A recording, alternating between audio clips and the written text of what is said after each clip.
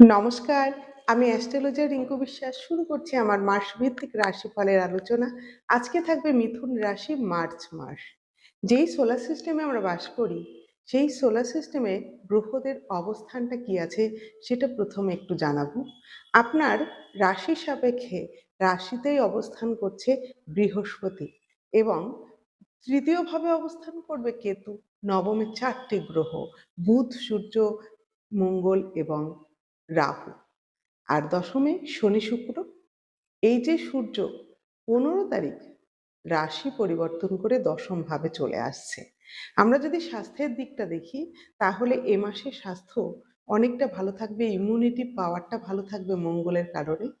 আপনাদের ছোট ছোট সমস্যা, যেগুলো স্কিনের সমস্যা, ইনফেকশন, অ্যালার্জি এবং ঠান্ডা, সর্দি কাশি, এই সমস্যাটাই থাকছে। বড় কোনো ক্রনিক ডিজিজ কিন্তু এ মাসে দেখা যাচ্ছে না। শিক্ষাক্ষেত্র যদি দেখি, ফিফথ লর্ড শুক্র দশম ভাবে উচ্চস্থ, শনির সঙ্গে যুক্ত থাকছে এবং বৃহস্পতির পঞ্চম দৃষ্টি থাকছে পঞ্চমে।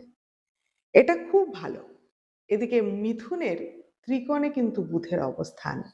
ফলে শিক্ষাক্ষেত্রে যারা আছে শিক্ষার্থী বিদ্যার্থী, তাদের সফলতা, চারিদিকে সুযোগ, নতুন নতুন সুযোগ এরা পাবে।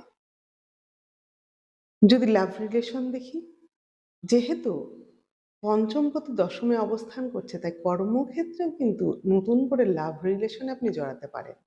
এছাড়া ছোট ছোট সমস্যা, অল্প কথায় রেগে যাওয়া, এটা একটু লাভ রিলেশনের ক্ষেত্রে ভুল বোঝাবুঝি থাকতে পারে। যদি বিবাহ ক্ষেত্র দেখি তাহলে সপ্তম লর্ড যে, সেটা কিন্তু বৃহস্পতি। আমরাও দেখেছি বৃহস্পতি রাশিতেই বসে আছে এবং সপ্তমে তার দৃষ্টি।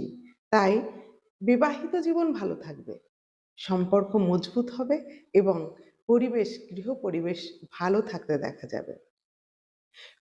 ষষ্ঠপতি নবমে, তাই কর্ম পরিবর্তনের সুযোগ আসবে মিথুনের। ভাগ্যপতি শনি, সে দশমে শুক্রের সঙ্গে থাকছে। ভাগ্য কিন্তু অনেক ভালো, ভাগ্যের উন্নতি হবে, নতুন কর্ম, প্রমোশন ইত্যাদি থাকছে। আর সঞ্চয় হবে এ মাসে, আপনার সঞ্চয় কিন্তু এ মাসে থাকছে।